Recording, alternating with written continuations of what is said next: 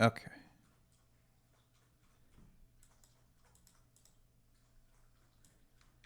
I like if you try to run on the stage, it boots you to the back of the theater. Oh, it doesn't. For me. Oh, I guess only I can. Hmm. Maybe I can adjust that, question mark. Frame settings, permissions and rules. Oh, there's so many settings. Yeah, the UI of this one is interesting. Hmm. They're trying to pack in a lot of like new AI features. Hmm. Megaphos, flying. Hmm.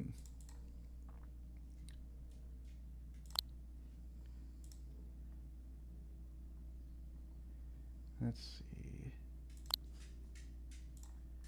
You'd think it would be in frame settings.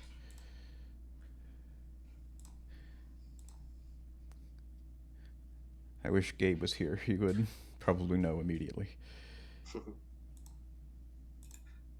Does he come to this every now and then? Well, it's since I don't do it in frame regularly. I think he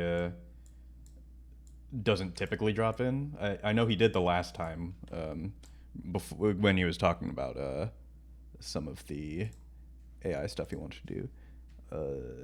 Zone lock, wall panels, speaking. Ba, ba, ba, ba. Can I? Let's see. Try walking on stage again. Okay, still no. It's not critical. Yeah. It booted you so hard your avatar like reverted down to a simple polygon one before snapping back. That was kind of funny.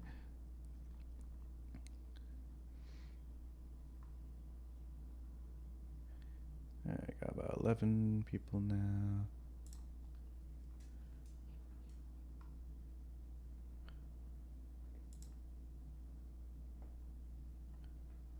Hmm.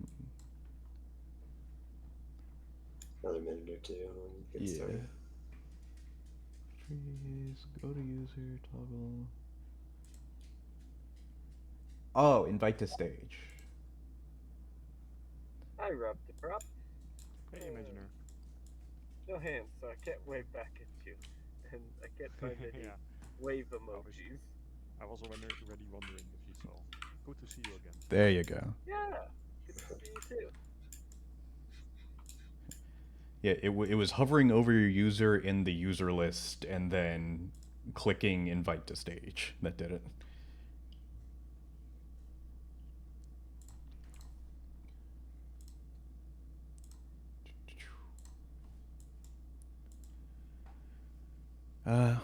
Why am I still not getting desktop audio? From Oh, no, wait, there we go. False alarm.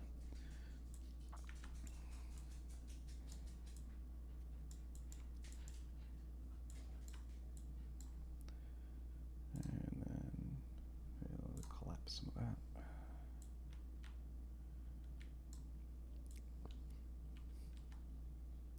Weird, it made the screen a default size again.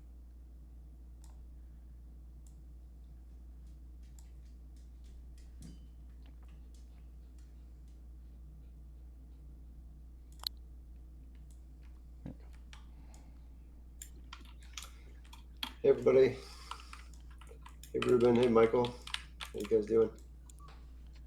Yes, I am, but on a treadmill, so won't be on the microphone. Sure. Yeah. Nice. Hey, everybody. Hey.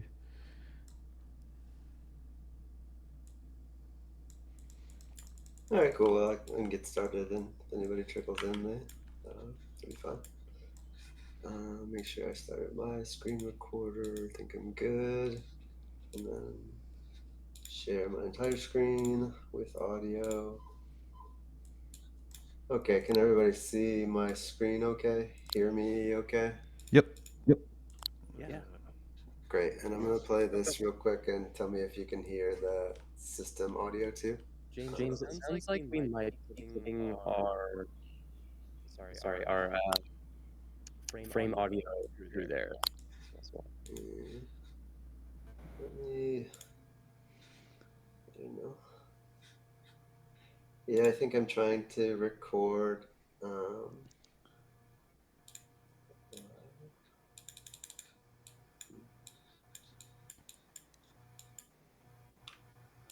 So can you hear me okay, or is it echoey, or? We can hear you. We can hear you. Okay, and then if I play this, can you hear that? Yes. Yes. Okay, so I probably don't need audio the whole time, and if I'm getting it sounds like I'm pushing your guys' audio through my system. Let me get through a couple of sections here, and we'll just get through it. So first, just here. Thanks to Daniel for letting me chat here and talk to the game dev community. I'm a big fan of this Discord and have hung out here for a few years, and it's always been supportive of my work. And so yeah, good to be here. Thanks for joining. Here to talk about my new game, Interior. If you don't know me, I'm James Kane. I've been technical director for a couple of the bigger WebXR hits, I would say. So starting with, I guess way back in Mozilla Hubs days, I did a few of like the Apart poster show back then. More recently, it's been like Above Par Mini Golf and the Escape Artists, which are featured on the Meta New tab page and reached over 1 million users last year, and even got featured at Meta Connect keynote, which was crazy. But I did all that with kind of my old agency team, and now I'm kind of more out on my own. And this was it's kind of my first project since leaving the Paradosky team, and just excited to show what I can do and keep kind of breaking ground in XR. So this is kind of the announcement trailer and the behind the scenes component. Somebody's requesting closed captioning, and I can't actually click allow. Yeah, I'm also getting that. Okay. Now there's So two of them. Now there's two of them. Yeah, Maybe you've been catapulted. I've got 5 of them.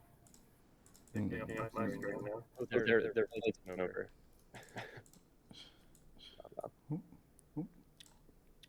Oh jeez. Oh jeez. Should we refresh?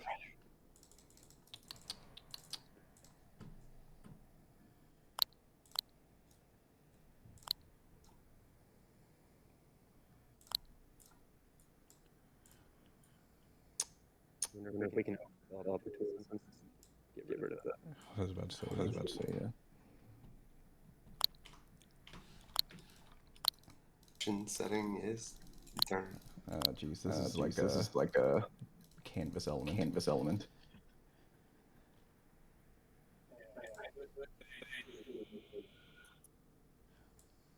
Can we reset the request just by refreshing the page? I'm also going to do that real quick since I am recording.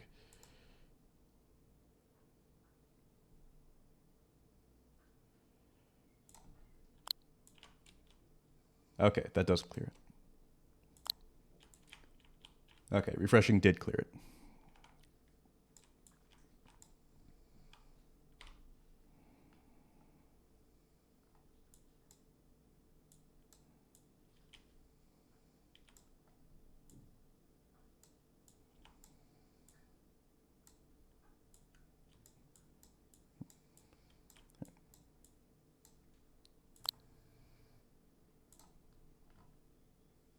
Okay. Alrighty. Try that again. Screen audio. Okay. Hopefully that doesn't happen again. Yeah, so I'll just, anyway, as I was saying, I'll just play the trailer real quick. And this is kind of the announcement and behind the scenes trailer I put together.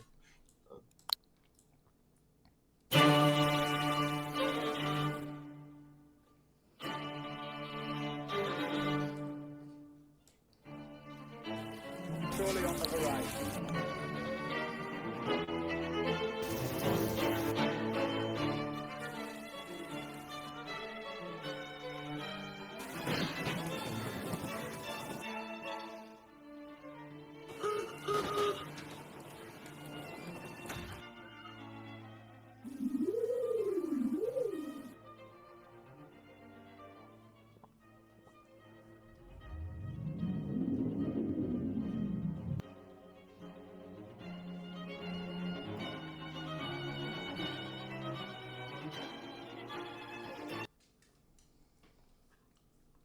Hey, could let the song finish, but yeah, that's where we're at. I think I put that out in middle of January. I started this project, I think December 6th, in a new engine I had never used before. And yeah, I've been kind of handling all of the above, like all the coding and assets and sound and music and shaders and animation and scripting and voiceover and stuff like that. So it's been kind of fun to just like take control of everything after working on bigger teams for the last 8 to 8 years. To really have full control and not have to defer or even communicate. You can just kind of change when you're working alone. You can just kind of change your plan on a dime without having to convince anyone else or even let them know.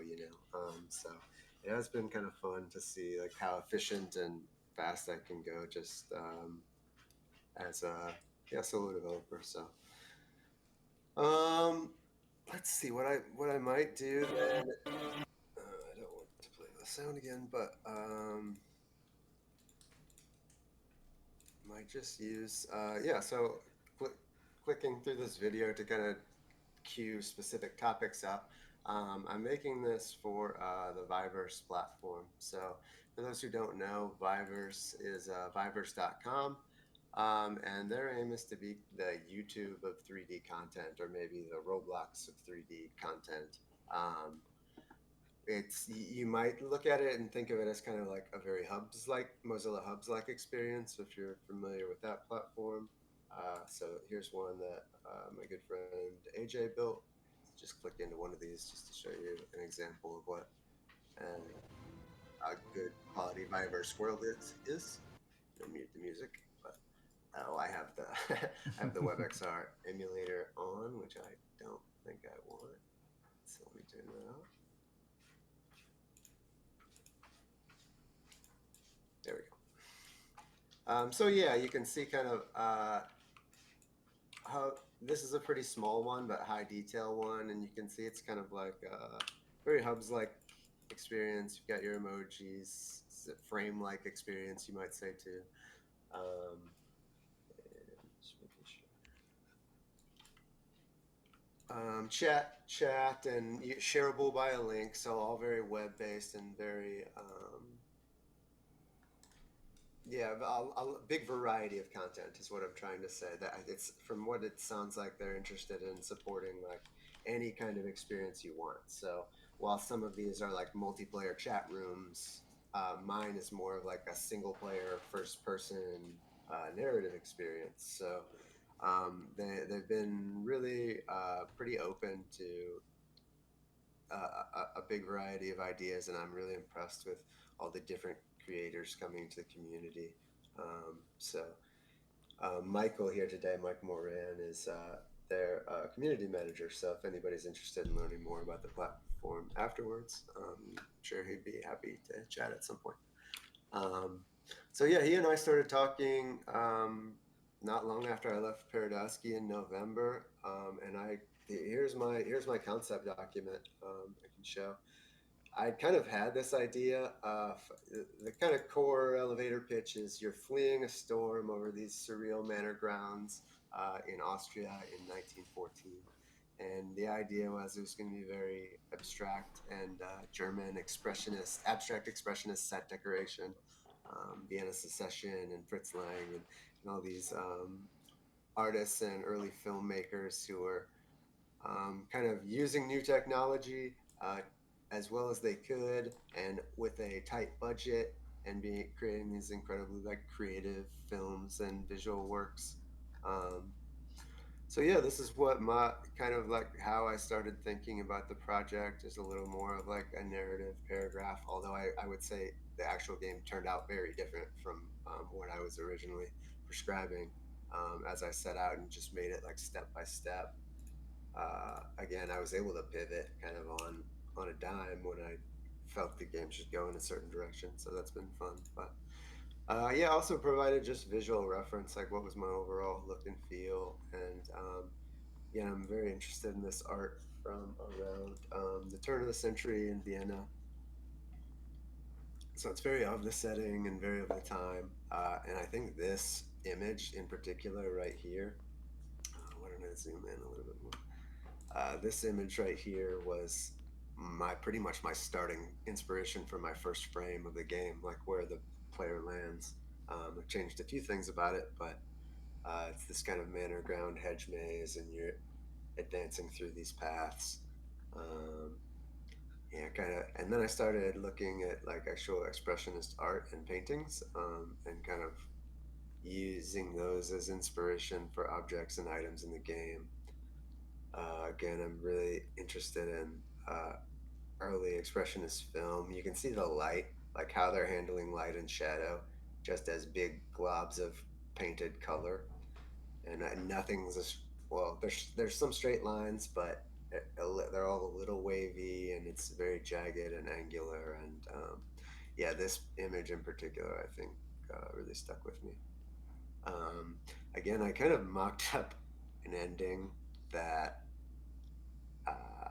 didn't come to pass. Ultimately, I it was very conflict based in the beginning, and I ultimately wanted to move away from that. Um, anyway, yeah, I started thinking about locations and layout and overheads. Just a quick, jotting it down. And this is before I've made anything. This is just early ideas. Even this changed a bit. This was originally was more maze like. Now it's more linear and more obvious where to go. Found that ultimately, like asking the user to wander in the wrong direction for little to no reward was not that fun. So I streamlined it a bit, but yeah. Also thinking about what's the audio like.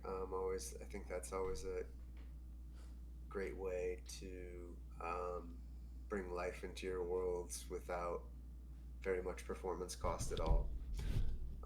So yeah, what are some of the music going to be like, and what is some of the soundscape and VFX and stuff? And also just thinking a few things about like mechanics and documents.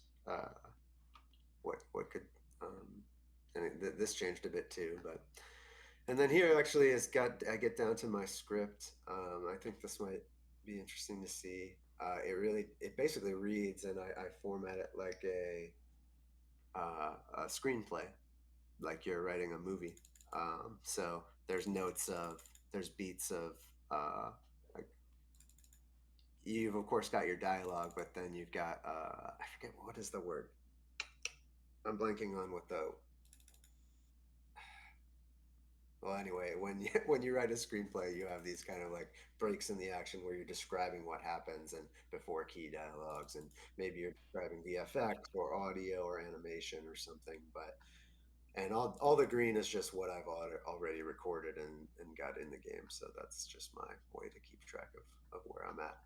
But yeah, I've got like a 5-page script and 40, 50 audio cues. And I'll talk a little bit more about how I'm doing the voicing there. And so I think that has been kind of interesting. But yeah, I like this format for mapping out immersive experiences almost more than storyboards if you're early on because there's more in the imagination and mind's eye. But again, working alone, I didn't have to write out everything because I understood what I meant. But anyway, yeah. So with that, I decided to go ahead with this plan, and yeah, I've been working on this, like I said, since like December 6th, and now I can take it into the game engine. So Viverse experiences are made with Play Canvas, and Play Canvas is an open source game engine. Used to be independent. I think they're owned by Snap now, but they are, I guess, just still allowed to make their open source web engine however they want. It's a pretty amazing tool. I've been extremely impressed with it, especially when you're making like a bigger world where this is almost like 1.5 kilometers all around squared. Having so many assets and so many animations and things that you need to lay out spatially, like I need a visual editor for something like this, instead of like 3JS exclusively, or React 3 Fiber, or Babylon alone. Like, really like having this. It's very Unity like, so I'm able to like keep my scene pretty organized. Got it. The first driveway is kind of part one, and then you're in the hedge, then you're in this pond area, through the grotto, and finally to the manor. And there's kind of animation and audio driving you along as it goes on. So I'm not 100% sure what to talk about, but I did think maybe just so you have a better idea, I'll play through just a minute or two of the game. Actually, I do want to talk about my credit sequence because I'm really happy with how it turned out, and I think it is easy to do. And here, let's show you what I'm talking about. So this is just the load in. Waiting for the kind of engine and assets to get. Okay, so fade in to kind of establishing shot, and I just wanted very simple entry UX, a start button. So let me hit that button. I'm gonna mute and hit that button and show you what that looks like.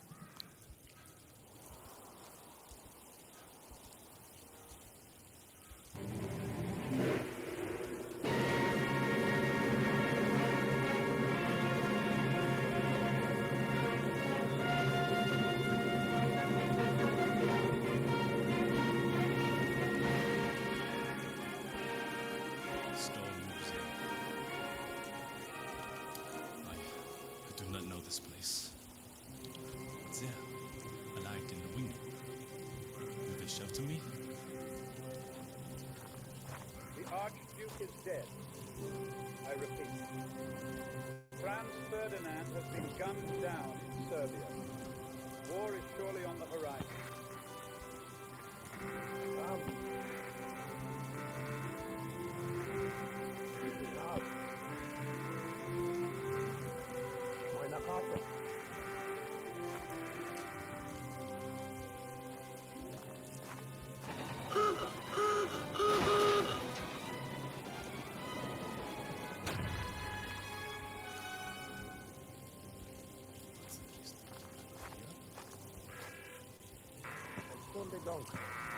Close the head.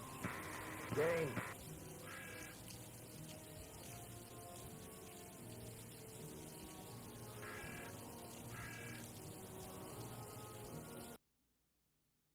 I think that's about as far as I'll take it for now, at least. But gonna get the idea. Similar to, I guess, Escape Artist, where it's a pretty narrative-based experience. There's a few challenge mechanics scattered throughout that I want to talk about. But yeah, going back to the credits stuff and how I'm doing the intro, just really wanted it to be very like cinematic and filmic, and kind of that smash cut to the title with the big horn smash in too. I think it's going to be very effective, and like not something you see in WebXR very much, to treat your entry UX like with, I don't know if seriousness is the right word, but just to treat it in that kind of filmic way. I hope it is impressive and will grab people. But again, it's not hard to do. It's not like a special there was a lot going on there, but I still hope that entry will just kind of say a lot about what kind of quality level and vibe and subject and content you can expect. So yeah, that's been fun, and my goal for it is really just as you progress through, just stuff is happening right and left, and it's kind of constantly interesting beat for beat, and I'm not spending too much time with the player idling or failing to make progress. Theremin mechanic I kind of showed in the video.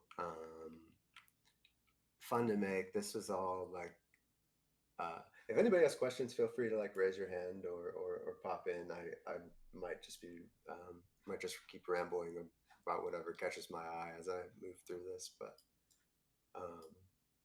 Theremin mechanic is fun because it does work almost exactly like a real theremin. I actually bought a real theremin to verify this because I didn't totally get it until I tried it. But yeah, it's been all the audio from this is coming from the web audio API. So it's purely a sine wave. You're manipulating a sine wave. And that's all the real theremin does too. It produces a sine wave and modulates it based on the radio field, uh, the subtle variation your hand causes in the radio field. And I can basically in VR do exactly the same, just using your controller position against. It really matters its position relative to the antenna.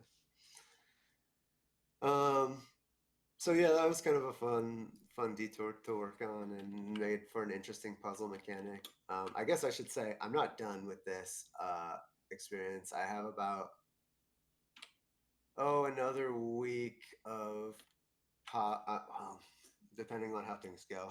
I have about a week of polish I want to do, and then I have about a week of optimization work I want to do, and maybe there's some cross-platform stuff to do too. So not quite content complete or graphically complete here, but getting close.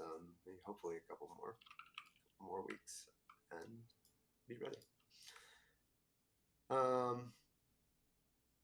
Yeah, what to say? I bet, and so I can use that kind of XY position in this on this collider just to drive anything really, because it's normalized 0 to 1 on X and 0 to 1 on Y. So I can use that to drive intensity of light spec here, or the power of like some fountains, and if I can even play a song behind it. And then the puzzle is you have to move into the right note at the right time to basically unlock the next door, which is over here. So you're in each of these segments, you're trying to like unlock a gate to get to the next section. And there's you saw it in the intro series, but there's this series of kind of early radio devices. So people were at this time just starting to experiment with broadcast, and this whole area is meant to be kind of this tinkerer's castle in paradise that you're wandering through and learning more about and exploring. So as you continue to pass by these radios, you get a little more info about the world and the setting. And my hope is that people see kind of the connections in that world and setting to our modern world and setting. A lot of the same issues and problems are pervasive then, or still problems now. So, but it's also, as you're hearing that, there's also this other voice that breaks in that's kind of guiding you to the house and etc. And you learn more about them as you go too. This is kind of the mechanical theater. I love these little guys. I'm still working on this. Maybe I'll show this in Blender instead. Yeah, doing all this in Blender, I guess I should say. Let me hide my physics meshes here.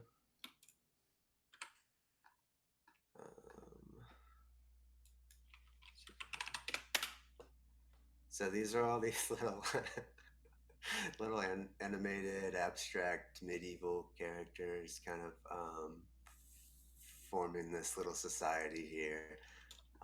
As you saw, this is the kind of cupbearer lady who hands you a potion to activate it all. It's driven by this. This is a real thing, which is why I made it this way. As this gate kind of raises, this water floods and turns all these gears. This is just shape key animation of a little plane, so nothing too crazy there. It's not like real water sim or anything, but yeah, once that's open, these guys all start moving around, and I hope to add a lot more. Why don't I show you actually like the real thing, because it's super cool.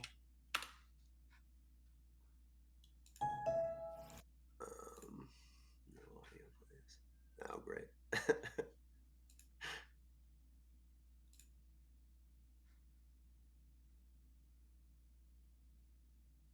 Yes, there we go. So this was built in like the 1600s. It's in Austria, in Salzburg. So I visited here when I was a student in 2010 or something, and it always stuck with me because this was built hundreds of years ago. It's all water powered, and there's really nothing built, nothing equaled it until like literally Disney in the 40s and 50s started to do stuff that was like actually very similar, to be honest, but better. And yeah, you can kind of see it's all gear and water powered. So this whole Hellbrunn, Schloss Hellbrunn is what a lot of this is based on, with all these, or at least like half memories that get abstracted out. Yeah. So yeah, I wanted to kind of pay tribute to that, and I thought it would be interesting and fun to build a weird, little abstract medieval version of it.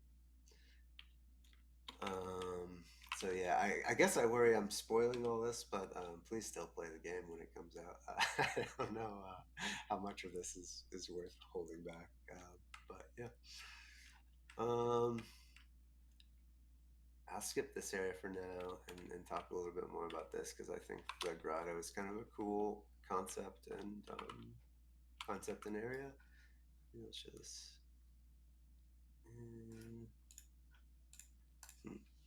I'm gonna do.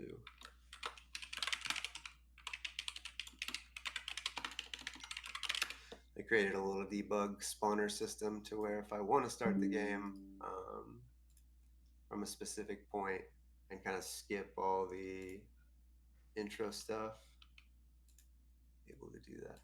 Oh, I didn't. I removed all the physics from out here earlier this morning, so I am now following through. Well, I guess I'll just talk about it. So this is the kind of the concept here is this giant mechanical music box cavern. There's a water level that you're kind of seeing that you're still blocked by the water level, but as you activate these switches, first there's a little water wheel that's powering an organ. So water starts flowing here, turns this crank, which moves this bellows, and then you get a cool organ tone. Move to this next station, and it's the beatbox percussion part of it. So these little drum heads are kind of kicked around, and in the last station is a cello on another water wheel, and this was kind of a fun idea. Like there's a little piano melody or harpsichord. I don't know what to call it, electric piano melody kind of. And I actually took a screenshot of the MIDI track, wrapped it around a cylinder, and just extruded the faces where there were notes, and then made it rotate at the correct beat per minute, so that as this plays, as these like tines make contact, that's when you actually hear the correct melody along to this. So I think it's in my Blue Sky. Can show a working version of that. Yeah, I'm on Blue Sky now. James C. Kane, talking about the game and stuff. If anybody's curious.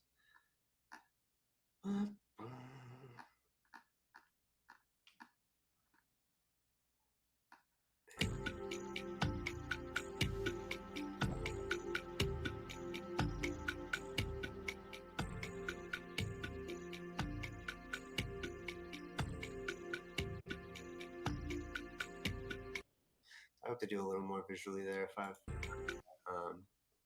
I think that this is kind of a fun thing, and I scripted it just so that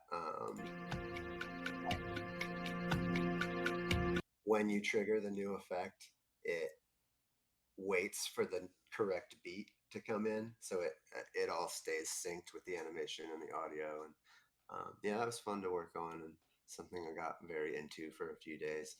And yeah, this is also again real. It's like 17th century technology I'm aping in 3D.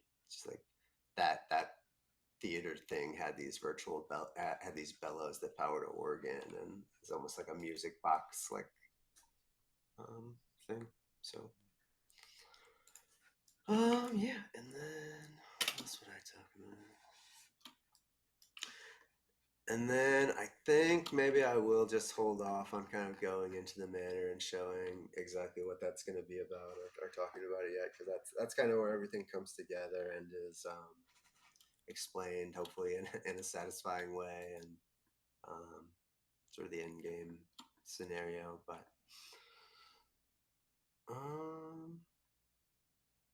yeah, I don't know if there's anything else I really wanted to talk about in particular. Does anybody have any questions or anything? Hello, can you hear me? I can hear myself. So you also can hear me. I can hear you. Let me turn off the screen so it's not broadcasting your voices back to you for now. Right. So I'm curious about two things. First, I didn't hear how much time you were working on this, and was it just yourself? Yeah, just me. And I started on December 6th. So coming up on not quite 3 months. Okay. How long is like the experience if you play through for the first time? TBD how long most people spend. I'm aiming for 10-ish minutes, maybe a little more, maybe a little less. I don't know. Cool. And my last question, I'm not sure if it's exactly for you or for the like Viverse person, I forgot their name. How exactly does one like monetize? I mean, you spent like 3 months working on this, and I'm wondering if I want to do something similar. How does one get paid from doing something like this? Yeah, this was a commission project, so I used that kind of first doc I showed you guys to pitch in. Michael, do you want to say any more about that? If you're still Yeah, around. happy to. So I've for those who don't know me, I've been with Viveverse for about close to 6 months now, since September. Before that, I was on the Mozilla Hubs team, and Viveverse is aiming to be kind of like a platform for creators to monetize their content. Right now, our monetization tools are like non-public, non-existent. However, I'm running this creator program where we're trying to kickstart the creator community while we're developing those tools. So right now, what I've been doing is just reaching out to fantastic developers like James that I've wanted to work with for a while, and just doing straight commissions without the monetization stuff. But I think over time, um, I think I really value being able to put funding into a project and not just relying on, or not asking developers to take all the risk of developing something that may or may not be successful. But I think over time, as our monetization tools are matured, we will make it easy for anyone, even if they're not commissioned, to get uh, monetized through either like ad rev share or paid experiences.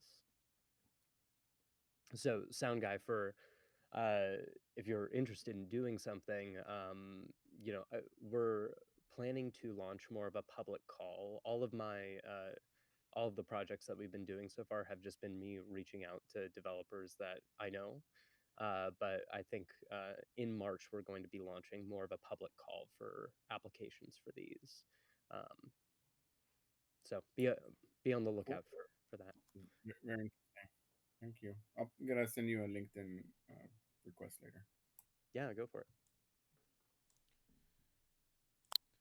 Yeah, I also have a question. Also, just wanted to say, love the visuals. Your projects always have like a really strong sense of like their own identity, which I really enjoy. I'm curious what the most difficult or like complex aspect of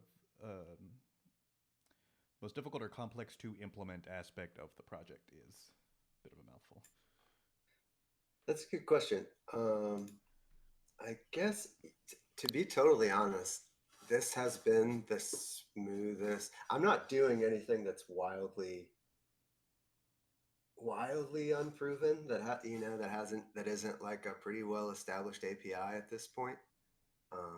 So a lot of it to me is just the maturity of the ecosystem, and the tools are getting better.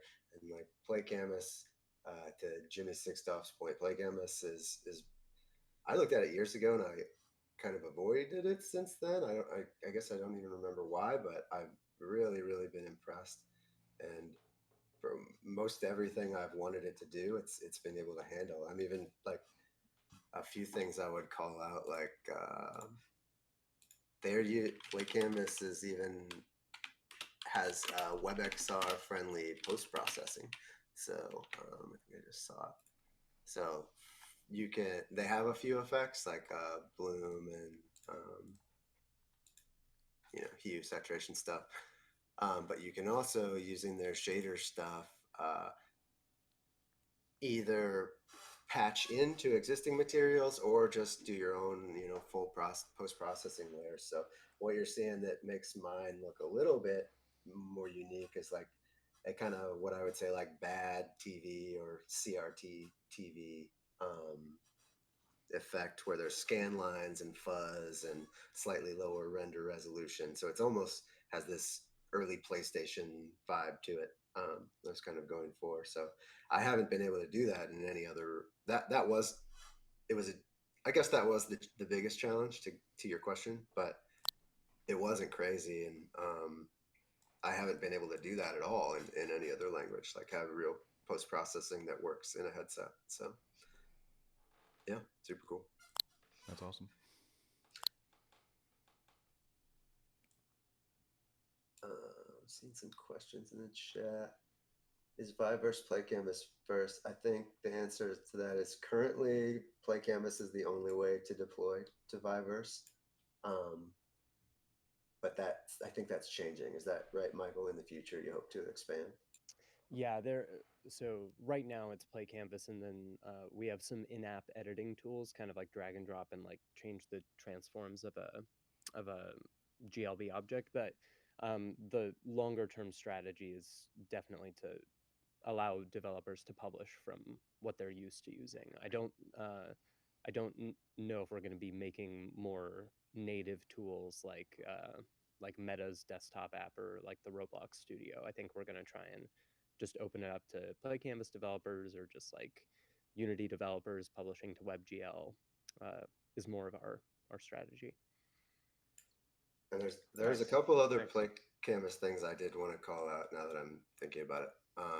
It does have a very Unity-like animation state graph that's like UI based, but also it has these parameters that you can access via code and set up conditionals for.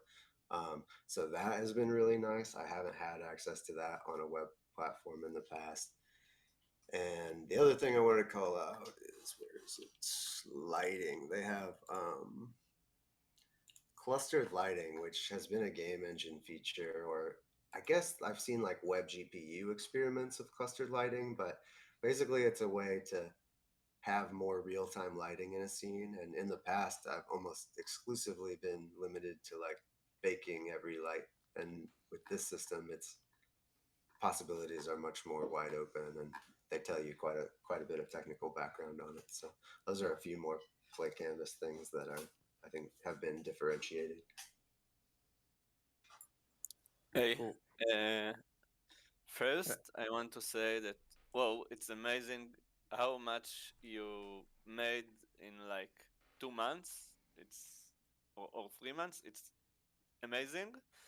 I would like to hear more about Viveverse. Like, is it like for WebXR only? Is it WebGL only? What is this like portal? It's cross-platform, so yeah, it's access through the web, but cross-platform, desktop, mobile, and VR. I'm kind of a VR first developer. That's been like the channel where I've had success and the channel I'm most interested.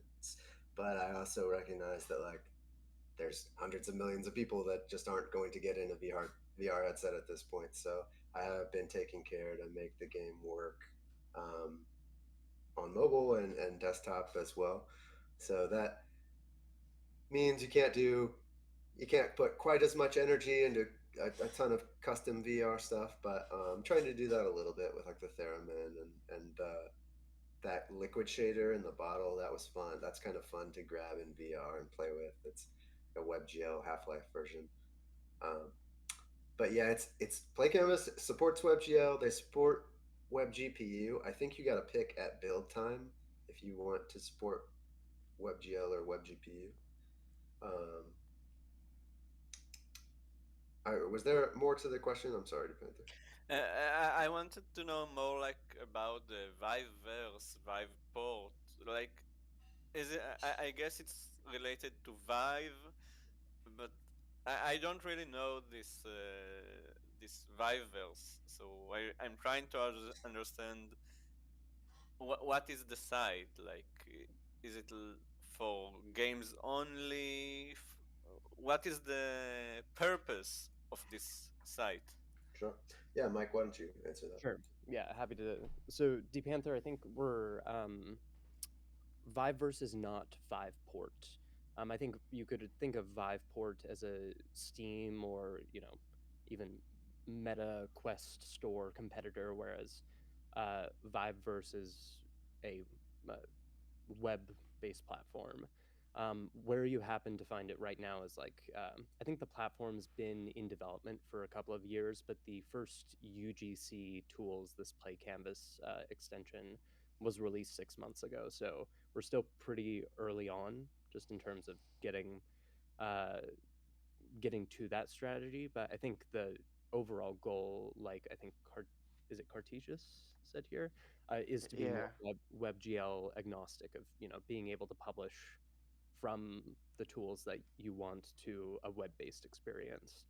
Um, in in terms of like the types of content that I'm specifically have been commissioning, it has ranged from narrative experiences like James's to games to just general sensory experiences like a very abstract world with a cool sound design, to hangout spaces, meetup spaces, educational experiences from people who might also be using photorealism or new like radiance field technology.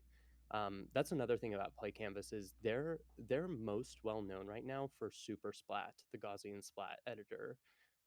That's one of their tools that they've gotten a lot of traction with recently. That you can do some plugin stuff. But I personally, I I've been commissioning work that's from all of those. I think we do want to target people who are interested in coming in and playing playing experiences in general. I think that's definitely like our current main target, but we want content of all types on the platform. I personally would love to see more WebXR first developers come to the platform and Yeah. start doing more stuff with the VR controller. So Who are the audience? Like, is it people from regular browser, desktop browser, mobile browser, WebXR browsers? What are the audience? I have Well, a there's point the of view, but audience. what do you think, Michael? There's the audience we have, and definitely the audience we want to build. So right now, it's definitely much more desktop focused, just like Mozilla Hubs was when the time that I was there. So I can't give out like specific percentages, but it's definitely more desktop based, just because there are um, more users in that category. Right. So then it just becomes about who are you trying to target, and how are you distributing it and getting in front of them? And for me, I think I'm still hoping that this will be featured on that meta new tab page, like past experiences of ours have. And if so, that kind of almost guarantees a pretty heavy level of traffic, at least from at the scale I'm used to operating. So I think, yeah, it is kind of that. I imagine, yeah, like Michael said, the Viverse audiences will continue to grow, and that for me, I think it is still like I'm thinking about how do I distribute the experience outside of that and get even more traffic. I know like Pokey is another channel that's bigger and bigger on the web gaming side. Pokey, Crazy Games, Mhm. those. Also, just in case there are any, sometimes when I talk to developers, they think that Viveverse, even though it's web based, is like locked in VR to the Vive browser. I don't know if y'all are aware, but Vive does actually have a Vive browser application.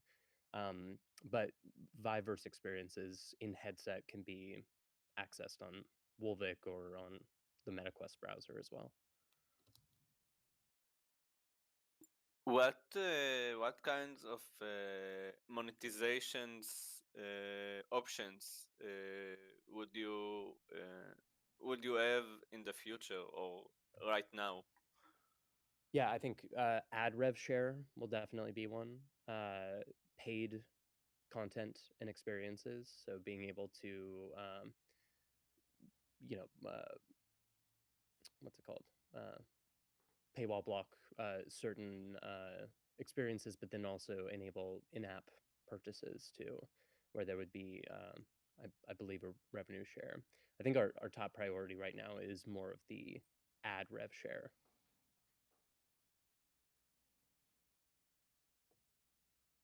Thanks.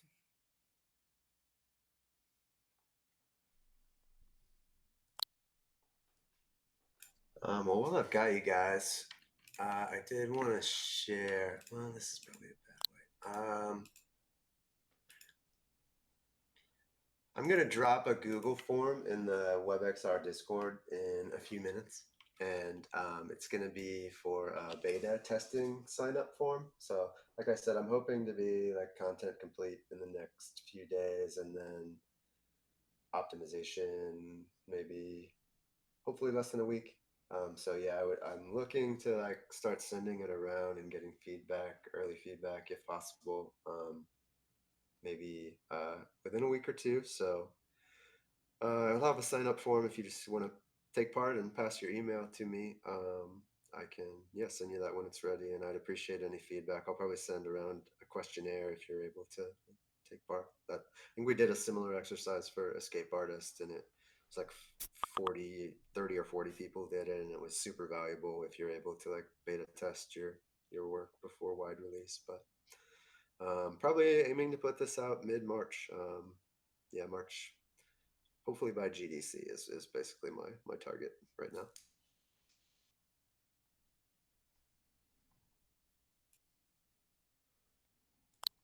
Very cool. Can't wait to try it out.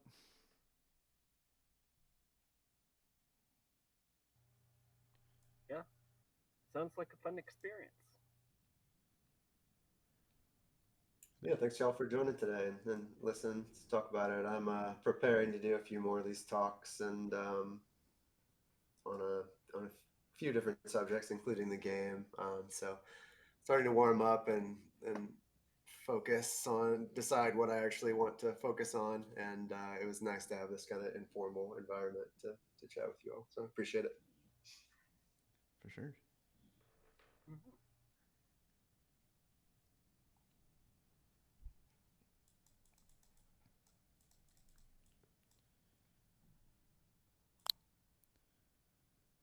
Let's give it a clap.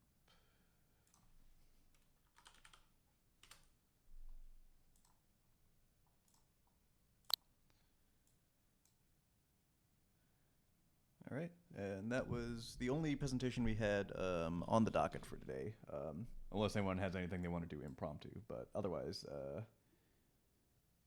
we'll just move on to our informal kind of talk shop section.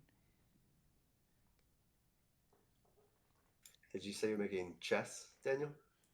Yeah, so I've actually been getting into chess a lot lately. So I thought it'd be interesting because I've thought that the idea to do like an XR kind of like general tabletop game app could be a cool idea.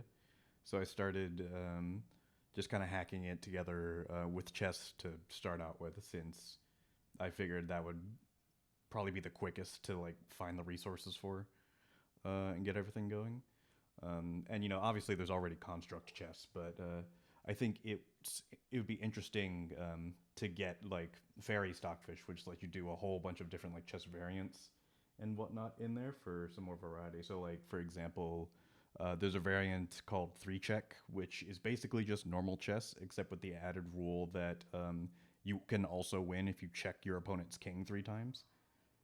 So then that, of course, lends itself to like a different kind of strategy that, you know, an AI would have to do with. But Fairy Stockfish has a lot of like trained sort of neural nets for these chess variants, and they're decently lightweight, which is another good thing. Like the like neural net it uses for regular chess is less than 30 megabytes, and I think most of them in general are less than 50, which makes it convenient for me to be able to like if somebody say wants to try a chess variant for the first time, then they'll like download the neural net file that it needs, and I'll probably, you know, put that in like browser storage somewhere, and then, you know, you could even do it like offline too if I eventually make it PWA.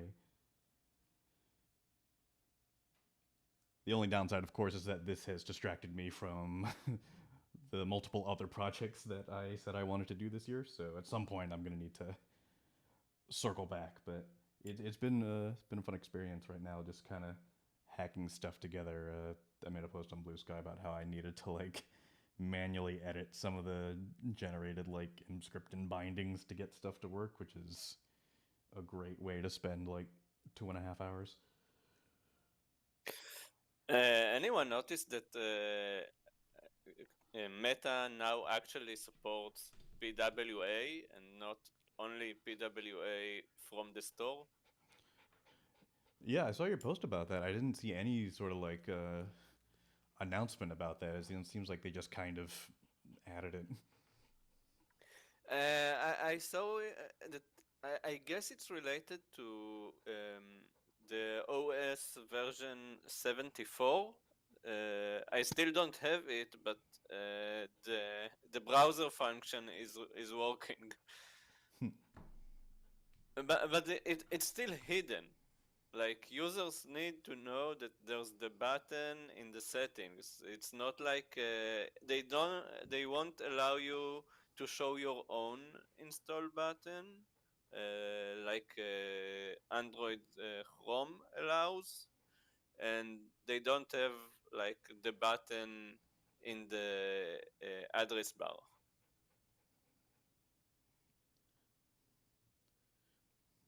But it's a good direction. Like, Yeah, that's awesome. at last. Yeah, I think at one point I was convinced that they just like wouldn't do it.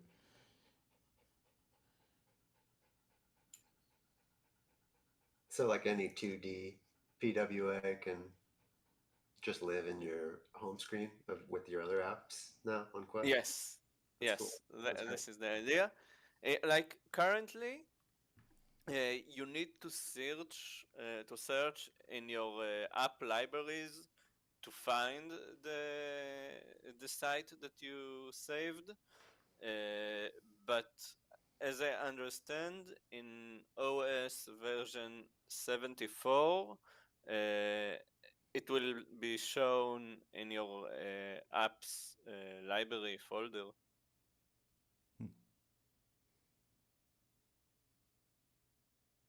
in like the general apps folder and not in like the how you have to do like a drop down for like unknown sources. Like it's not hidden in one of those like subfolders. I'm not sure as I didn't seen it yet. Like I only saw that they announced on something about it in version 74. Mm.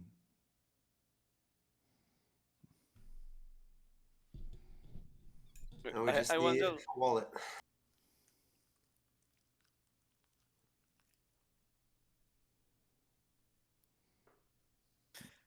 Yeah, I wonder how many people will actually use it, because I wanted it for a long time, but I don't know how many people actually using this. Yeah, I feel like it's not that people just aren't trained to on any platform, even on mobile. They don't know that that's possible to add things to your home screen. Yeah. I just this week, the last thing I made at Paradowski launched, and it's a React 3 Fiber GPS app for the St. Louis Zoo. Mm. And it uses Algolia search and everything. Is there a link, James? That's the first PWA I've ever actually got to make where it like actually makes sense as a PWA, because then you can use it offline, and it's nice to have it without the browser UI. But they have like docents that train people how to use it, so they might instruct them to like install to their home screen, but that's the only way. I feel like people just don't know otherwise. I saw lots of people using it for WhatsApp and for Slack.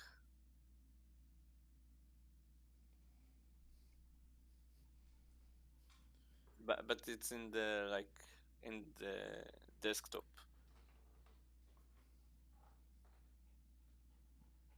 Well, I still got you guys here if you'd like to help. Can I not send links to the frame chat? The heck? Okay, there's a link in the frame chat. If you want to help test the game, it's a quick sign up sheet there. And I can send you a link to your email in about a week or so. Was it the first time you used the Play Canvas? Yeah. It's kind of coming. I mean, I have Unity experience and Unreal experience, and obviously like a lot of web code, but it was pretty natural, to be honest. Is it using JavaScript or TypeScript or both? I think either. I'm just using JavaScript.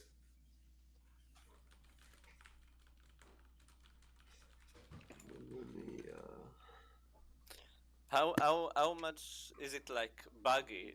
Did you find like annoying bugs or some bugs that you had lots of issues with? If I left the tab open for like multiple days, sometimes uploads stopped working, and then or like refreshing a script, because my workflow is actually a little different. Maybe I should talk about this. Here, I'll show you. Also, James, I know you probably wouldn't say it just because you're nice about it. I think a lot of creators do have since like when you're working just in Play Canvas, when you click the launch button to test locally, it's using Play Canvas's own implementation of their engine. However, to publish to Viveverse, you actually have to install this Chrome extension that allows you to publish to Viveverse. And I think a lot of creators would say that a lot of the bugs happen to come from like going between the Play Canvas implementation of their open source engine and the Viveverse implementation of the open source engine, which can sometimes have a few different, sometimes have versioning differences, and sometimes, there's subtle paradigm things that end up, causing bugs for creators. So, James, you're more than welcome to talk about that. Viveverse is not going to be offended by it. It's how we make the tools better. Yeah, I think that the iteration time we've talked about could be improved, but it sounds like there's a roadmap, and I recognize it's pretty early in the like life cycle of the platform. So yeah, I think as any platform, it's time will tell. But no, like I said, I've been more impressed with how natural it all feels, and like the play cam the Viverse layer I think of as like the networking and avatars and voice chat and um, frankly a lot of the things I'm not using extensively in my experience just because of the kind of experience I decided to make. Um, so maybe my mileage would be different if I had made a multiplayer shooter or something. But no, for this, it's been quite smooth. Oh yeah, I was gonna mention the just my workflow is a little different. Like in Play Canvas, normally they have like a web editor for so for any like JS file, you can just double click it and it'll open like a text editor. But this is obviously not ideal if you're a developer used to local VS Code and having a bunch of plugins and extensions and such. Um, so they do actually have like they have a couple ways to do it, but I like this PC sync project they call it, and it's basically just a watch command on your you make a copy of the repo locally and watch it. And this allows me to use any of my typical like installed extensions, and I'm also even frankly using Cursor, which is the AI chatbot kind of based um, code. So actually, this is even a good example of one reason I've been able to develop so fast is when I do get confused about something, like it's quite easy to ask the bot. And since I'm developing in Cursor, the bot has the entire context of my project, including dozens of play canvas scripts that have many uses of all these common APIs. I can also pass in as context the API.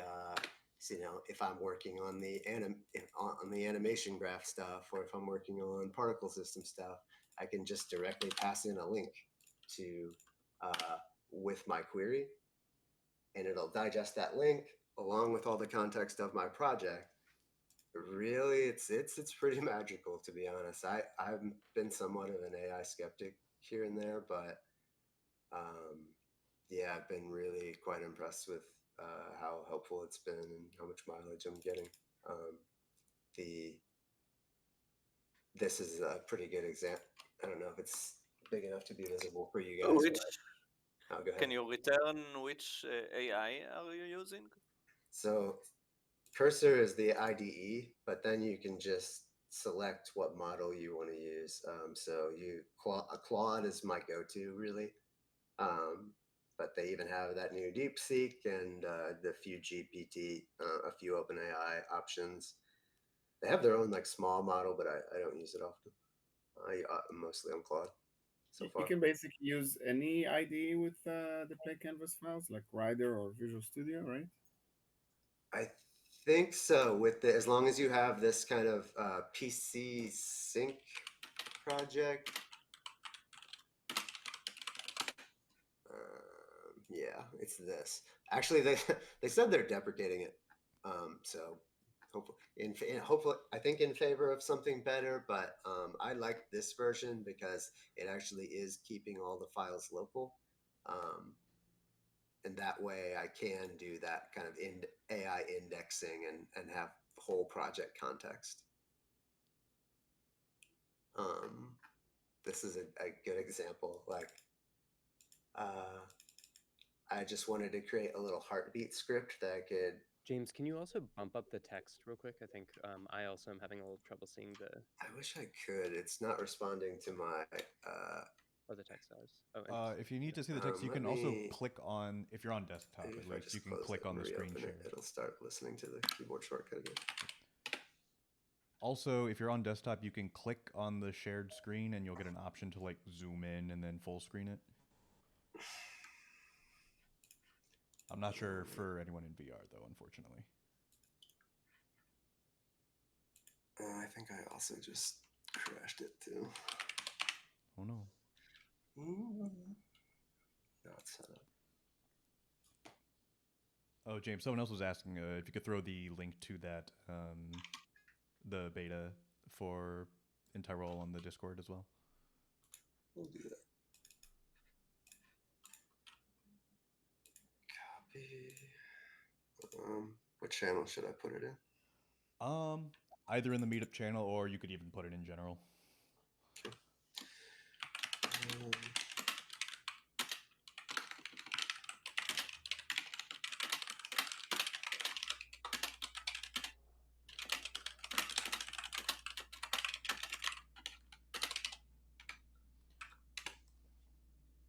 Cool.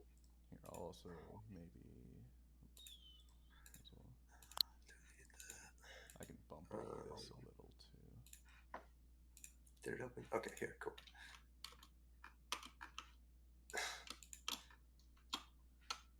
Can I zoom? Control plus. Oh, there we go. That should be a little better.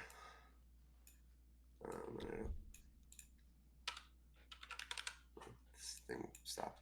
Anyway, yeah, I wanted to create a use the web audio API to create a little programmatic heartbeat that I could send events to. So like when something exciting happens, ramp it up to 180 beats per minute, and ramp up the volume over a few seconds.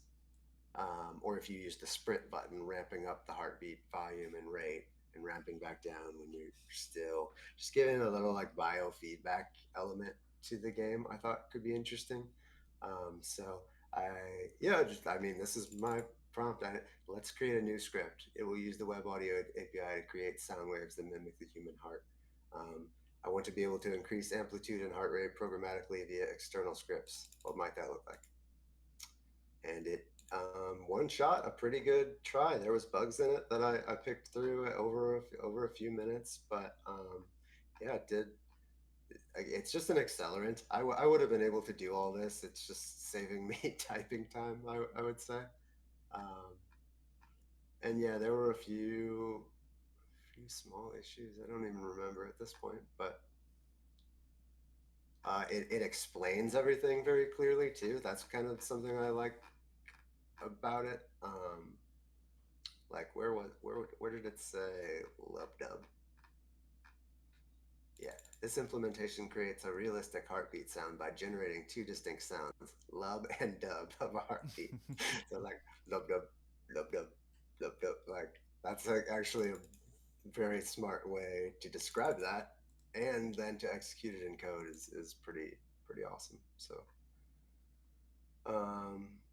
yeah, like I said, I'm getting a lot of mileage out of this, out of AI dev, especially in a new engine, when I can just pass in documentation. And I didn't play too much of it, but all of my, I'm basically doing line reads myself. I think here, one sec. Turn the audio back on.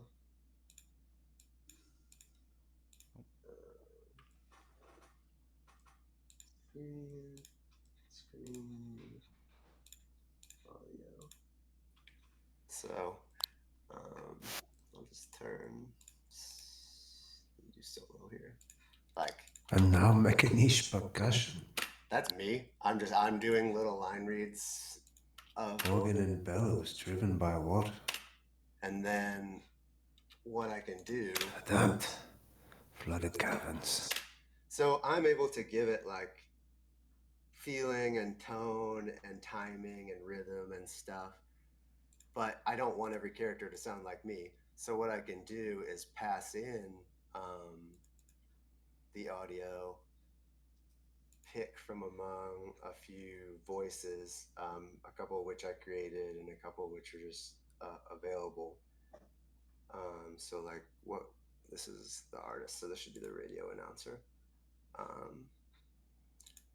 So I pass in my line reading. Vienna's artists dare see the world anew. Yet in the courts, the streets, and the county, traditional divisions reign. The broad dull So yeah, I can get like different accents and different kinds of voices, but still very highly inform exactly how they're going to read this very specific line. So that's been another thing that's like makes it feel more like a lifelike world, I think. Yeah.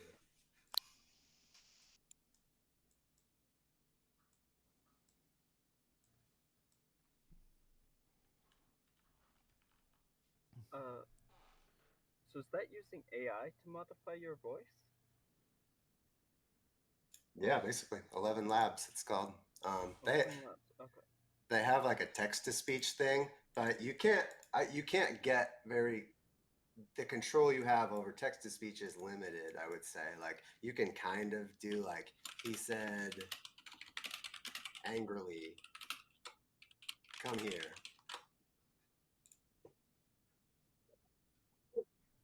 Which is not bad, but maybe I want See it. you, Michael. Maybe I Hi, want it Michael. totally different. You can.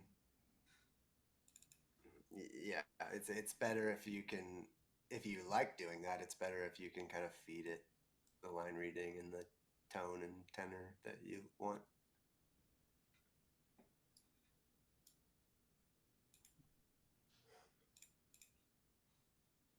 I haven't talked this much in weeks, guys. I've been working on this game by myself. Yeah. Mm-hmm.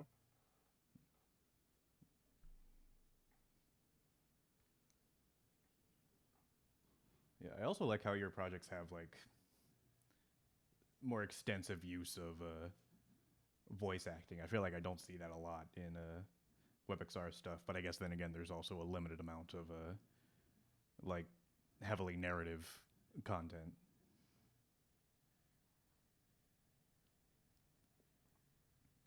Yeah, I think I'm gonna do something different next time. Less of a narrative experience on my next one or two, but yeah, it's easy to stand out in the field currently by doing that. How do you handle like downloading all the assets like only when you need them ahead of time? This is actually an extremely light scene. I think it's like 400K verts right now, and Including the sounds? sorry, 400,000 vertices. So the modeling alone.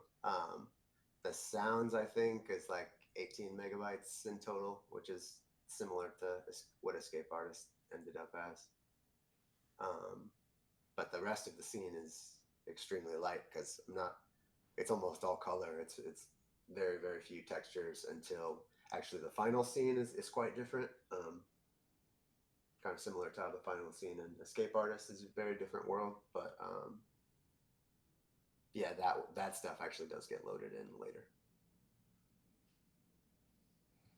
And does I saw that you use lots of post processing like for different effects. Are you using it also in WebXR mode? Yeah, yep, it works. Whoa. I may turn off. I haven't tested on Quest 2, but it works very well on Quest 3. The post processing stuff I'm doing is very simple. It's actually discarding a lot of information rather than doing anything fancy. So I think that's why I can get away with it. The Bloom is probably the most expensive piece of that. But yeah, I need to test on a Quest 2, which I imagine it will be worse.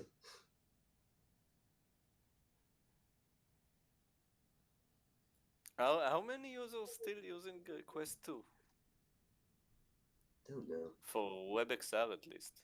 Yeah, I don't know. Good question. I think I assume a lot because there were a lot sold, and most of them I don't think upgraded unless they were enthusiastic about it. Yeah. It was a very good price, even And though the the other ones are upgrades. too. But yeah, Yeah. The upgrades were expensive too. Like Quest 3 was significantly more expensive than Quest 2, so but I hope hopefully the 3S replaces a lot of Quest 2s in the coming year. I'm more interested in trying to push bounds of visual fidelity than trying to remain in the 2021 hardware or whenever that came out. Does anyone here have a 3S, by the way? I feel like I haven't read a lot of like first-hand accounts from people using it. I don't have one, but I tried it at Connect, and it was nice. It was slightly lighter, and didn't really notice any of the supposed, lack of pro features. So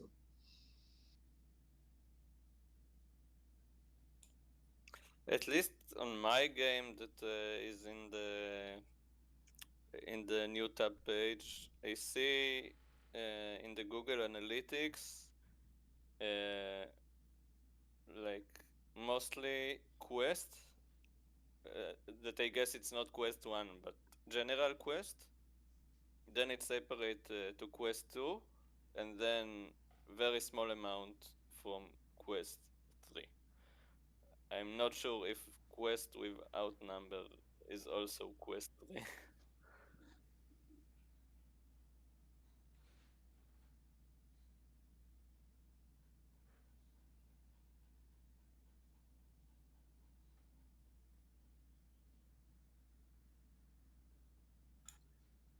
cool. So, sorry for making everything silent. You're good. No, I feel like I've been rambling for a while, so.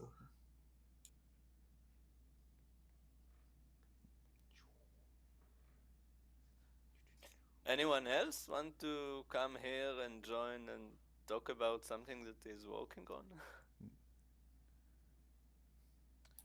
I'm going to share that I'm using a lot of similar AI tools to you, James. Only I'm trying to go with the free open source approach. Literally installed something called Zonos today, which is similar to 11 Labs in the text to speech. And I'm currently looking for a like voice cloning, also similar to 11 Labs, but like for free. Zonos is kind of cool. Yeah, I've been playing around with agents, also like AI agents that not only can do the code for you, but also can handle your projects and stuff. So I just opened something in Visual Studio Code, told it, hey, I need like an app that does this and this, and then okay, here I'm gonna open a project for you. I'm gonna add this file for you. I'm gonna put this in XML. It's pretty rad. The fast pace that things are moving on. What was the name of that text to speech thing you mentioned? Zone. I can copy the link. I Yeah, have it not open familiar in with that one. Zephyr Zone or something like that. Hold on. Where is that tab? Out of the 10,000 tabs I've opened. Mm,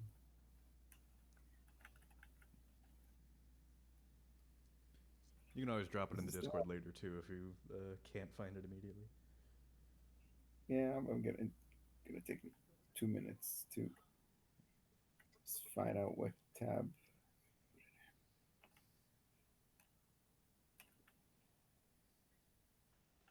Like the tab with all the tabs. Where is it? Not this one. There's a whole bunch of. There's something called Kokoro, which was the latest craze 2 weeks ago, and now it's like, oh, that's obsolete. And then there was what's the new one? And I'm also exploring like video generators right now. Okay, okay, no, no, not this one.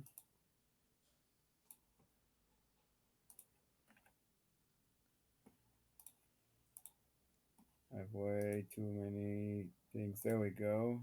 Sonos.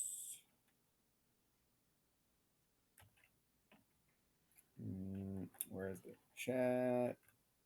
Here we are. Boom. Okay. I'll have to check that out later. There's like also Kokoro. I don't know if you've used that one. It's. I Let's see may if have I seen the have name, but I've never used it. it open. You can just use it like literally on Hugging Face with the link I sent. There we go, Kokoro. Um, they're not as good as 11 Labs, but they're free if you. I mean, if you need only a few lines, then you can just do it on Hugging Face. And if you need more than a few lines, you just download the modal. There's a thing called Pinocchio. I don't know if you know that one. I think I've heard of that one. Yeah, It's Pinocchio's like great. it's a one-click installer for all things AI, basically. So each of these tools, you go in, it downloads all the Python stuff, it puts it in a folder, and then you just hit play, boom, put in the text, choose a voice, it does that for you. Um, and I've been literally playing with it an hour ago.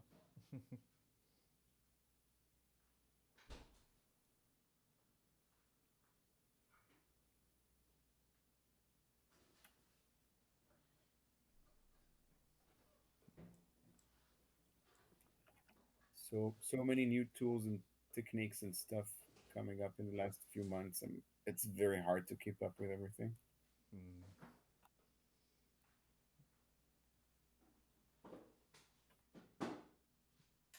Yeah, Pinocchio is pretty nice to work with anything local. Yep.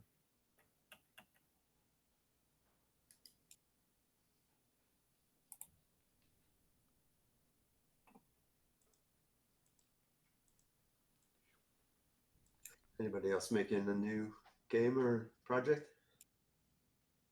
I've been working past few weeks on submitting to a bunch of funds, so I can have money while I'm working on stuff.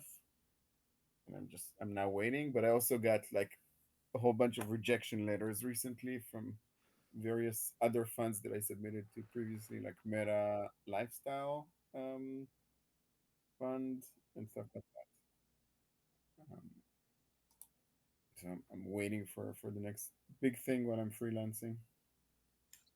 Yeah, you should talk to Michael if you have a good pitch. Yeah, just sent him just sent him some conversation on LinkedIn. Yeah, I would have been love I would have loved to have been commissioned to do something like that. I've actually done something like that for Horizon Worlds 2 years ago, and I've recently heard that one of my colleagues, Cause, I don't know if you know Cause, um, is also launching something on Viverse this Wednesday. So I'm excited to see what he worked on. Yeah, yeah, I know, cause I tried his thing. It's quite cool. I mean, Do you yeah, know the creatures there? The something in the bio lab. It's they actually took it from a game we worked on together yeah, I know with a very similar name. I know exactly Um, what you're talking about. It's cool. have you played O Ship? Yeah, I walked around it. Yeah, yeah. Nice. Yeah, that's a game I worked on with Cause. Like 3 years ago, 2 years ago. No, 3 years ago. It was still COVID. I'm Yeah. curious, what was your experience like working in Horizon Worlds? Um. So back then it was just a VR editor. Mm-hmm. Literally they launched the desktop version 2 days ago, and I haven't had time to play with it. Um. There is something very unique about doing everything in VR, because you immediately see what you're doing and what you're getting, and You don't need to take off the headset, put the headset on. And also visual coding in VR is something very interesting because I started thinking spatially. I would put like a bunch of functions. You know how you we usually work in code and you have like this file has this function, this class has this functions, blah blah blah. For me, it was like areas around the space. Okay, here in this left corner, there's all the tech stuff. Here's in this cluster of blocks, there are all the audio stuff. Here's the visual stuff. Here's the game mechanic stuff. Here's the scoring system. There was like areas, and you sort of like have to drag and drop things, and there's like all these lines going around. So it was interesting, like mapping out functionality in a spatial way. Very unique way of like thinking and doing things that I've not encountered before. And it was like sometimes fun and sometimes frustrating at the same time. Well, so they just like deprecated the VR editor, I believe, and now they launched a desktop editor and like a 50 million content fund this week. Yeah, so the VR editor, I just checked it literally today because it was like one of the best thing I've seen. Like I think that's the only good thing about that platform, and I'm very annoyed at the fact that the only good feature of that platform is the one that they deprecated. Yeah. Um, and it's still there. You can still use it. They're just not going to update or support it. But if you haven't tried it, I highly recommend. Like from a UX point of view, it's brilliant. And I've never seen any other platform do anything like that. Can you compare it to Resonate? I was just about to mention Resonate.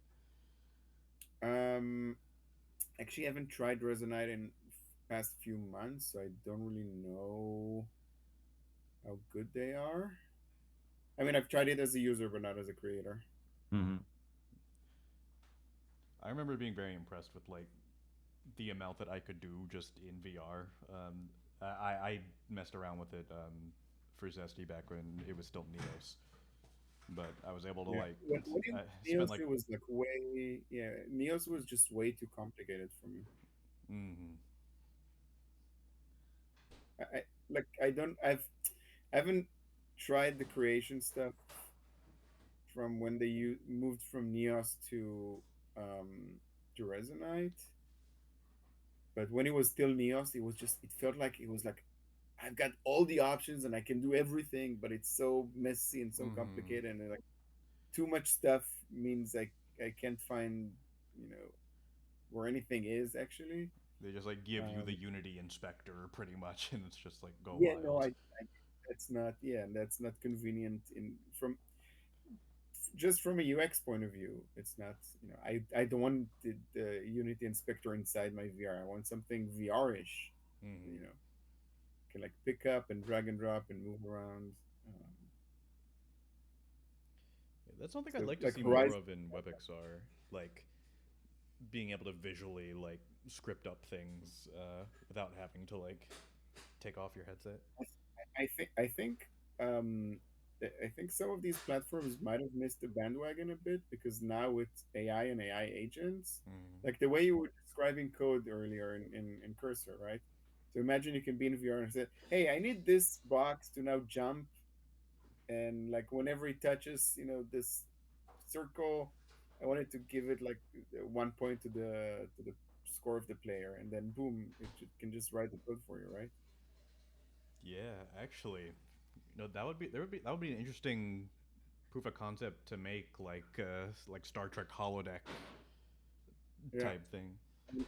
And Meta actually showed a video. What was it, like 4 years ago when Zuckerberg was coining the term metaverse? He was showing a video of him, like a mock-up video of him in a virtual world, saying, "Oh, I want a tree there. I want a this there." Um, and it's a concept that existed for a while, but I haven't seen anybody actually like successfully do it in a good way yet, but I'm sure Mm. there's like plenty of people working on it. I watched the first part of that, and it was tricky because I was trying to sort out, okay, what are they saying aside that not everybody else is saying, and what does this mean specifically, and also try and relate that to what they've actually built. I mean, so obviously there's a lot more emphasis on productivity than has actually emerged.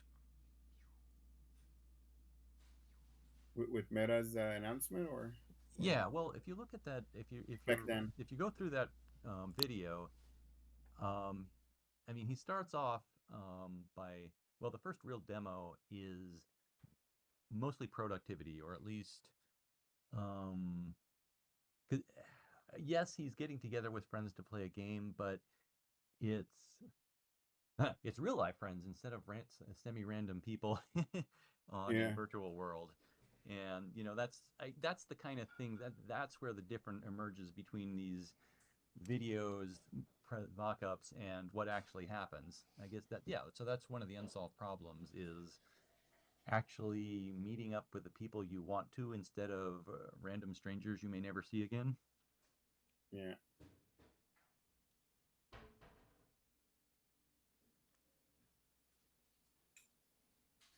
I've And had I that a know. lot in alt space. I don't know how many of you were hanging out in alt space during COVID, but like I would I would not be interested in just random interactions with random people. I would look for my friends or people who have, you know, something in common with me so we can be friends.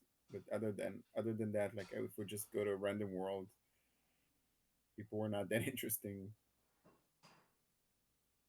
Yeah, it's tricky because I've thought about that a little. Like, if you join some local group, you're forced to interact with the local people, and one way or another, you get to know them. And but and and there's also the thing, you should be polite to them because you're stuck with them, and online you don't have that. Right. Yeah, commitment's much lower too because you could just immediately exit a Mm-hmm. conversation if you suddenly change your mind and don't want to be there. Yeah.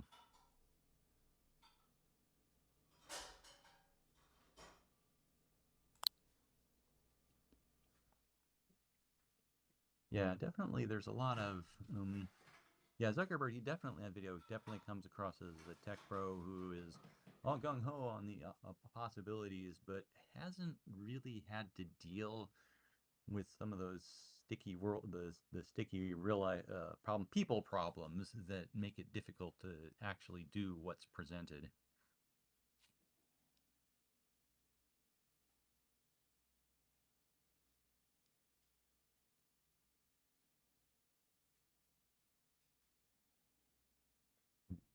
I think Be their interesting if audience is. anyone went through that video, point by point of what they were promising, and give them a scorecard as to what they've done so far.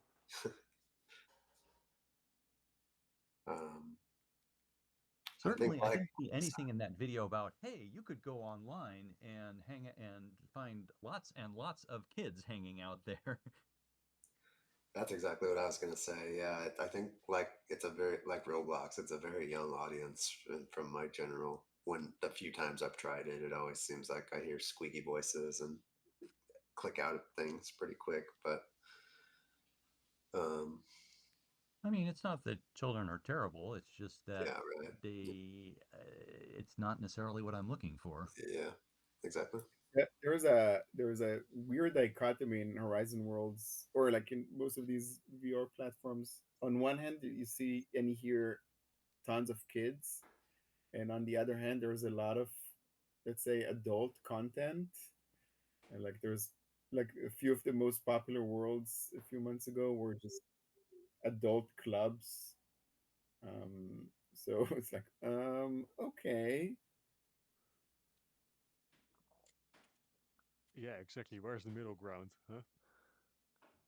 Well, I think, as always, the thing is that what you need is to be able to divide up into sub communities that can set rules.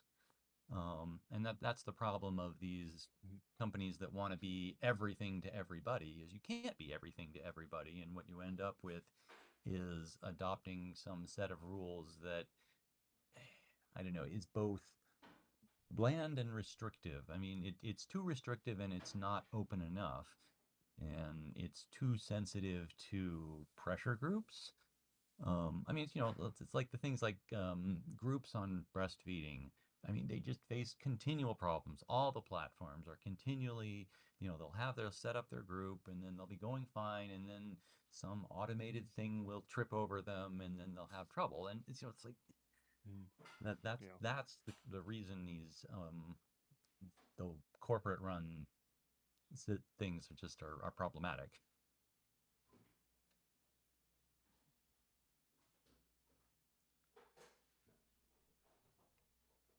Sorry, just want to yeah, okay, my mic is on, is it?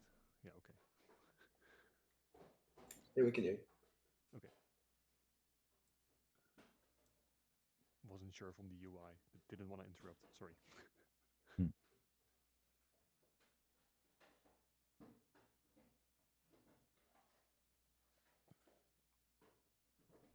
Yeah, maybe it's also just the nature of the platform now.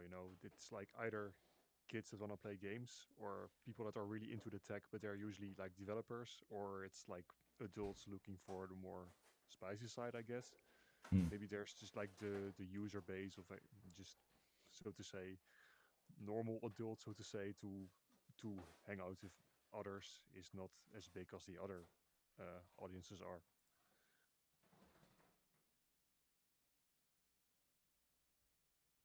I tend to think though it's like it's a long game, and like kids don't stay kids forever, and they're going to grow up still liking VR. And when they're in 10 years, a lot of these kids will be in their late teens and 20s, and market will be very different, and the tech will keep improving, bringing more people into the market. So I don't know. I think it's all good. Got to start somewhere. Yeah, I mean, to some extent it will, but I guess something will emerge. But is it the thing we want? And that's kind of been the problem with both Facebook and Twitter, is they wanted everybody to be on there, and they took advantage of the network effects. And yes, everyone ended up being on Facebook and Twitter, but the culture that developed was not one that I think many people would say is a good one.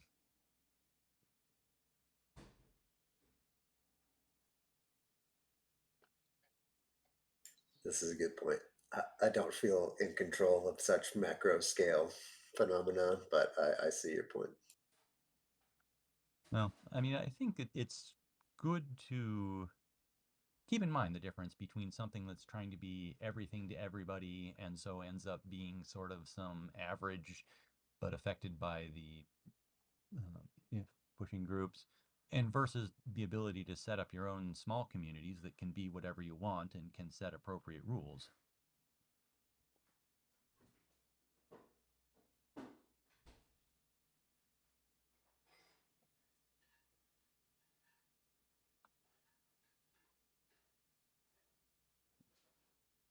Yeah, and some of that may be just having being able to use machine learning that works for individuals, not for companies. I mean, if you could have an agent that actually was just worked for you, it could sift through a lot of the stuff available and give you at least some places to start. I mean, it doesn't have to be perfect, but if it could point you to some subcultures that might be interesting to you, that could really cut down on the wandering around and saying, eh. I feel like it's a hard problem, I think, from any angle. And I think that's one of the reasons I've stayed in the single player shallow end for a lot of my content. But I'm thinking about doing remaking the mini golf game with multiplayer and parties, and maybe even like a public queue. But like, does having a public queue with voice chat obligate me to be a moderator? Because I definitely can't handle that. So yeah, I don't know what the equation is at that point. My thinking for like multiplayer web experiences, especially, is that voice chat should be something that you have to like opt into if you're like matching with strangers. So like if you don't have voice chat turned off, then like even if the other person does, it's not going. So just to minimize any like potential for, I guess, harassment or stuff like that. Well, and also providing private rooms can also help with that. I mean, if you don't Yeah. try and match up just people to people online, you just say, well, okay, if you have a group, we can put you all in the same space. Yeah, definitely planning that.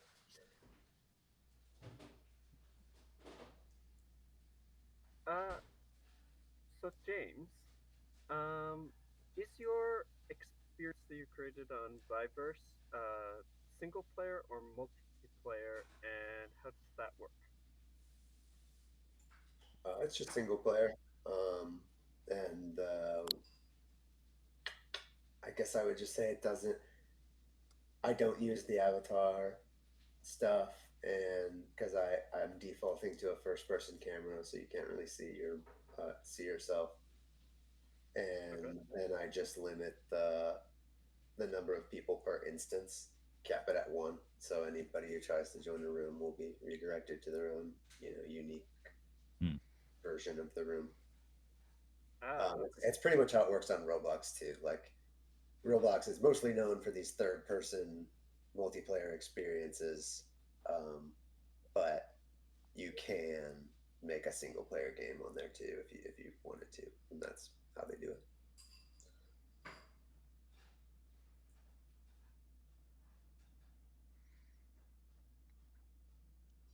Yeah, Viverse has been cool about supporting a lot of different kinds of content, including just single player stuff, to more like multiplayer social stuff. I'm impressed with their strategy. It kind of reminds me of like almost early TikTok strategy, where they're like giving commissions that are like, to a big company that fairly insignificant, but to individual creators can be quite significant. And like, Michael has actually been targeting people really well, in my opinion. Like, I feel like he's found the creators of half the cool web projects I've ever seen, and brought them in to make stuff. So it's been interesting to see it. Yeah, Michael's really good at all of this.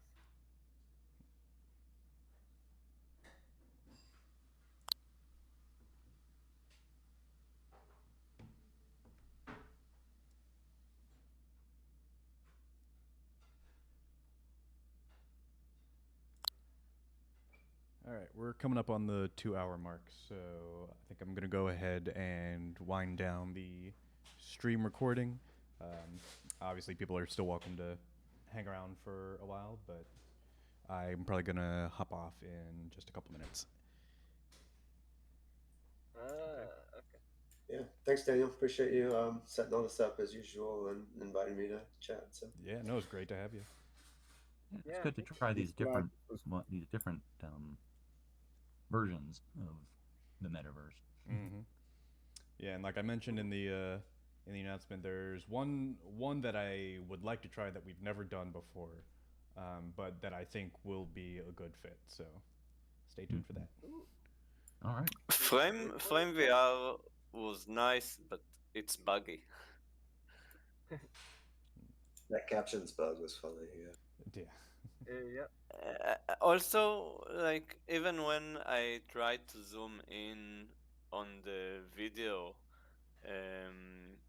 it wasn't like full zoom in on all the screen, and it pops like the someone is talking, and it's above the part of the screen that I want to see.